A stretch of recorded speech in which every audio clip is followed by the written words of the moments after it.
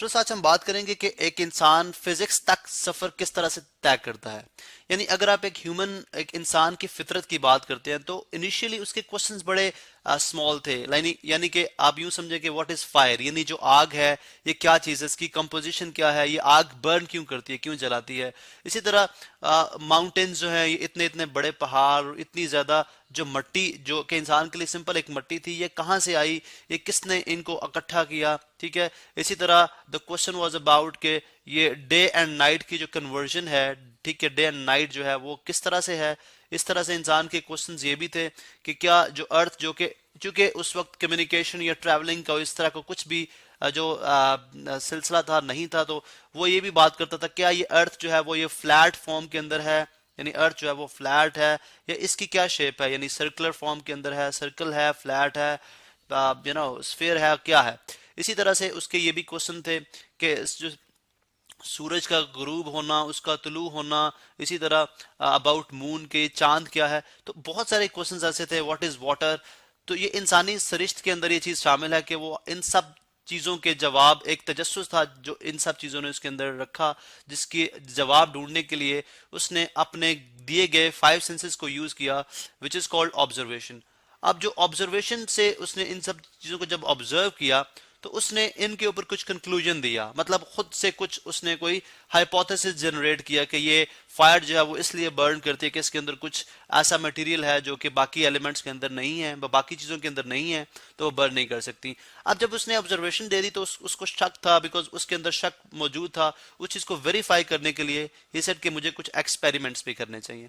अब जब भी इनिशियली अगर आप देखें लाइक बिफोर 1800 सेंचुरी से पहले या 1800 सेंचुरी से पहले अगर आप बात करते हैं तो science was just based on observation plus experiment. इस चीज को हमने क्या बोल दिया कि दिस इज कॉल्ड साइंस। उसने एक वर्ड साइंस यूज किया। साइंस बेसिकली एक लैटिन वर्ड है जिसका मीनिंग जो कि ड्राइव होता है वर्ड सेंशिया से, जिसका मतलब है नॉलेज। यानी आप जो नॉलेज जब आप चीजों का हासिल करेंगे तो you would call it science. अब साइंस जो है अगर आप देखें तो एक सिंगल सब्जेक्ट के अंदर स्टडी की जा रही थी, which is called natural philosophy. यानी नेचुरल फिलोसफी को आप कह सकते हैं कि कुदरती तौर पे जो चीजें पाई जा रही हैं उनकी लॉजिकल यानी उन रीजन के साथ उनकी वजह को तलाश करना, ठीक है, वो आपकी कहलाएगी नेचुरल फिलोसफी।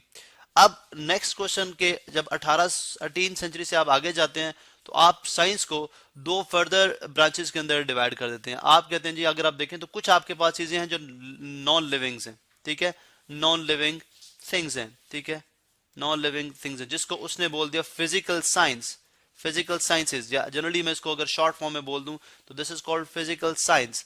और वो चीजें जो आपकी लिविंग थिंग्स हैं, जो कि मूव कर सकती हैं या जो कि ग्रो कर सकती हैं, ठीक है, लिविंग थिंग्स, उसको उसने नेम दे दिया, this is called biological sciences. Living things को हम जनरली एक टर्म के अंदर लिखें तो वो क्या कहलाएंगी, बायोलॉजिकल साइंसेज। अब फिर अगर आप देखें बायोलॉजिकल, मैं स्पेलिंग देख लूं, बायोलॉजिकल साइंसेज, ठीक है। इसी तरह से अगर आप देखें तो नेक्स्ट इससे जो फिजिकल साइंसेज है वो 18 या 19 सेंचुरी में अगर आप बात करते हैं तो ये फर्दर इसकी डिवीजन होती है। स्टार्ट में अगर आप बात करते हैं तो हम यूं कहते हैं जी कि फिजिकल साइंस जो है फिर डिवाइड हो जाती है आपकी दो फर्दर या डिफरेंट ब्रांचेस के अंदर, जिसमें आप फिजिक्स की बात करते हैं, ठीक है, जिसमें आप केमिस्ट्री की बात करते हैं, केमिस्ट्री के चीज़ों की केमिस्ट्री क्या है, जिसमें आप बात करते हैं एस्ट्रोनॉमी की बात करते हैं, ठीक है, अबाउट लाइक प्लैनेट्स वगैरह, एस्ट्रोनॉमी की बात करते हैं। इसी तरह आप इसमें बात करेंगे जियोलॉजी की, यानी अबाउट अर्थ, जमीन से रिलेटेड। इसी तरह आपकी जो फिजिकल साइंसेज है उनकी डिफरेंट ब्रांचेस आई।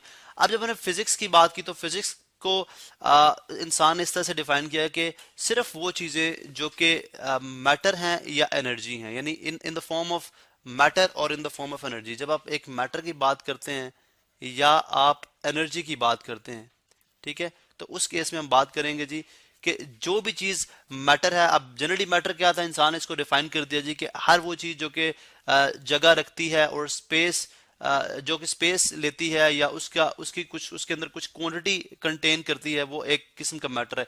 यानी जब इंसान ने मैटर को देखा तो मैटर तो उसको मुख्तलिफ हालतों में नजर आया। यानी अगर आप देखें तो एक ह्यूमन बॉडी जो है वो भी एक डिफरेंट मैटर से बनी हुई है। ठीक है, ह्यूमन बॉडी एक डिफरेंट मैटर से बनी हुई है।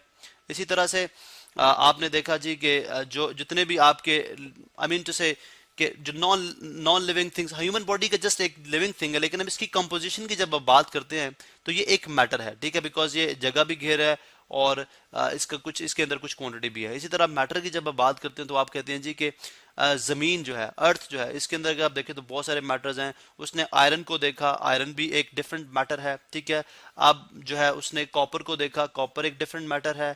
तो अब रीजन ये थी कि एक मैटर दूसरे मैटर से जो डिफरेंशिएट कर रहा है उसकी क्या रीजन है, ठीक है, एक मैटर से दूसरा मैटर किस तरह से क्रिएट किया जा सकता है। अब ये जो सारे कॉन्सेप्ट थे ये मैटर के अंदर आए। फिर उसने एनर्जी को देखा। एनर्जी में अगर आप देखें तो उसने देखा जी हीट जो है, हीट इज एनर्जी, हीट एक एनर्जी है, ठीक है। एनर्जी के डिफरेंट फॉर्म्स उसने जो है स्टडी की। आप अगर आप देखते हैं तो लाइट जो है, उसने लाइट को देखा, लाइट भी एक एनर्जी है, ठीक है। इसी तरह से आपकी मैकेनिकल एनर्जी होती है, ऐसी एनर्जी जो कि आप किसी काम को करने के लिए आप इस्तेमाल करते हैं। फिर इलेक्ट्रिकल एनर्जी, उसने इस चीज को स्टडी किया तो उसने देखा जी कि जो एनर्जी है उसके डिफरेंट फॉर्म्स हैं, इलेक्ट्रिकल एनर्जी। उसके बाद एक इंसान जो है ये तो इंडिविजुअली हम देख लें कि what is matter and what is energy. फिर इनकी इंटर कन्वर्जन पे भी देखा, उसने देखा कि मैटर और एनर्जी का क्या रिलेशन है, क्योंकि आज ये बात प्रूफ होती है बिग बैंग थ्योरी के मुताबिक कि इनिशियली जो मैटर और एनर्जी था वो लाइक उनको सेपरेट करना, उनको इंडिविजुअल लेवल पे स्टडी करना वाज डिफिकल्ट। वो बिल्कुल एक इकट्ठे थे, लेकिन बिग बैंग होता है यानी एक धमाका होता है यूनिवर्स के अंदर, तो आपका मैटर जो है वो अलग हो जाता है, एनर्जी जो है वो अलग हो जाती है, ठीक है। और उस वक्त उसके बाद आपका स्पेस क्रिएट हो जाता है, यानी आपका टाइम स्टार्ट होता है, उसके बाद फिर आपका स्पेस क्रिएट होता है। बिकॉज जब मैटर बिखर जाता है पूरी उस स्पेस के अंदर, तो आप यूँ बात करते हैं जी कि मैटर एंड एनर्जी जो है वो डिफरेंट डिफरेंट हो गए, अलग हो गए, ठीक है। उसके बाद हम नेक्स्ट बात करते हैं जी कि इनकी इंटर कन्वर्जन क्या है, क्योंकि हम यूं बात करते हैं कि अगर ये मैटर और एनर्जी इकट्ठा था तो इसका मतलब ये हुआ कि मैटर को एनर्जी में कन्वर्ट किया जा सकता है, एनर्जी को मैटर में कन्वर्ट किया जा सकता है। ये दोनों इंटर कन्वर्टेबल हैं, जो कि लेटर ऑन आप देखते हैं कि आजकल की मॉडर्न फिजिक्स के मुताबिक जो आइंस्टाइन की जो फेमस इक्वेशन अक्सर बुक्स के बाहर प्रिंट हुई होती है, E is equal to mc square, जिसमें वो E एनर्जी की बात करता है, M फॉर जो है वो मास है, यानी मैटर ही होगा डेफिनेटली, जिस चीज का मास होगा तो हम उसको मैटर ही कहेंगे। C is the speed of light. तो यहां से अगर आप देखें तो एनर्जी इक्वल हो सकती है मैटर के, यानी कन्वर्ट की जा सकती है अगर उसको सी स्क्वायर से मल्टीप्लाई कर दिया जाए, मैटर को कन्वर्ट किया जा सकता है एनर्जी में। तो अब ये जो इंटर कन्वर्जन का थ्रू आउट प्रोसेस है, यानी अगर हम जस्ट एक एग्जांपल लेते हैं, इन केस फॉर एग्जांपल अगर आप जो इलेक्ट्रिसिटी प्रोड्यूस कर रहे हैं, ठीक है, इलेक्ट्रिसिटी आप जो प्रोड्यूस करते हैं, लेट्स सपोज अगर आप एक डैम की बात करते हैं, ठीक है, तो उसके अंदर आप देखें वाटर आपने जो है एक सर्टेन हाइट तक आपने वाटर है, जिसके नीचे आपने यहाँ पे दरवाजे लेट सपोज रखे, जस्ट एक बेसिक सी इंफॉर्मेशन। अब वाटर जो है वो बेसिकली क्या है, एक मैटर है, बिकॉज वाटर के की क्वांटिटी भी है और वो स्पेस भी ऑक्यूपाई कर रहा है। आप यहाँ पे बहुत बड़े टर्बाइंस यानी मैग्नेट्स लगा देते हैं। अब क्या होता है अगर आप देखें तो वाटर जब यहाँ से बहुत प्रेशर से निकलता है तो मैग्नेट्स को क्या करता है, मूव करता है। अब मैग्नेट्स को जब वो मूव करता है तो उसके अंदर उन्होंने इस तरह से सिस्टम बनाया कि वायर्स प्लेस हैं जिनके अंदर से इलेक्ट्रिकल एनर्जी प्रोड्यूस होती है। अब अगर आप देखें तो मैटर को आप यहाँ पे यूटिलाइज कर रहे हैं, उसके अंदर जो मैटर के अंदर जो एनर्जी मौजूद है उसको यूटिलाइज करके आप उससे इलेक्ट्रिकल एनर्जी बना रहे हैं। अब देखें ये बेसिकली क्या है, सारी फिजिक्स है, इलेक्ट्रिकल एनर्जी, ये सारी क्या है, फिजिक्स है। उसके बाद आप देखते हैं इलेक्ट्रिकल एनर्जी से हम मुख्तलिफ चीजें जो है वो मुख्तलिफ जो है वर्क लेते हैं। फॉर एग्जांपल आपने बल्ब ऑन कर दिया, अब अगर आप देखें बल्ब अगेन मैटर है, तो बल्ब से उस इलेक्ट्रिकल एनर्जी को यूटिलाइज करते हुए आपने जो है वो लाइट भी गेन कर ली। अगर आप बल्ब को थोड़ी देर बाद हीट अप करते हैं, आप हाथ लगाते हैं, तो आप देखते हैं कि वो गर्म हो चुका होता है, यानी वही इलेक्ट्रिकल एनर्जी आप फिर light energy plus heat energy में कन्वर्ट कर रहे होते हैं। तो ये सारी इंटर कन्वर्जन है मैटर की एनर्जी में या एनर्जी की मैटर में या एनर्जी की फिर डिफरेंट फॉर्म्स के अंदर जो इंटर कन्वर्जन है, ये सब जो है वो फिजिक्स के अंदर हम स्टडी करते हैं। तो जनरली हम फिजिक्स को डिफाइन करते हैं जी कि ऐसी ब्रांच जिसके अंदर आप मैटर और एनर्जी और उनके इंटर कन्वर्जन के बारे में स्टडी करते हैं वो कहलाती है फिजिक्स।